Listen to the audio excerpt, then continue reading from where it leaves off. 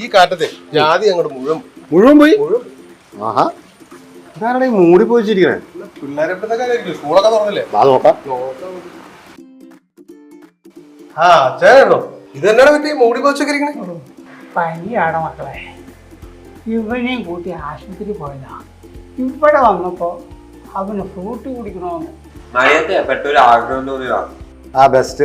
അല്ല, നിന്റെ അപ്പൻ എന്ത് ചെയ്യും? അവൻ മോക്കടെ അഡ്മിഷന് വേണ്ടിയിട്ടേ ബാംഗ്ലൂർ പോയിരിക്കുക. എന്റെ അച്ഛാ, എവിടെയാണ് നിങ്ങളൊക്കെ? കാലം മാറി അറിഞ്ഞില്ലേ? ഈ ബാംഗ്ലൂരിലുള്ള കോഴ്സ് മുഴുവൻ ഇപ്പൊ കേരളത്തിലുണ്ട്. നമ്മുടെ പുത്തൻകുറിച്ച് സെന്റ് തോമസ് കോളേജില് ഇവന്റെ പെങ്ങടെ അഡ്മിഷൻ അവിടെയല്ലേ എടുത്തത്. പറഞ്ഞു കൊടുത്തടാ. കാര്യമൊക്കെ സിമ്പിൾ അല്ല. അവളും അവളുടെ ഫ്രണ്ട്സുമായിട്ടാണ് അവിടെ അഡ്മിഷൻ വരുന്നത്.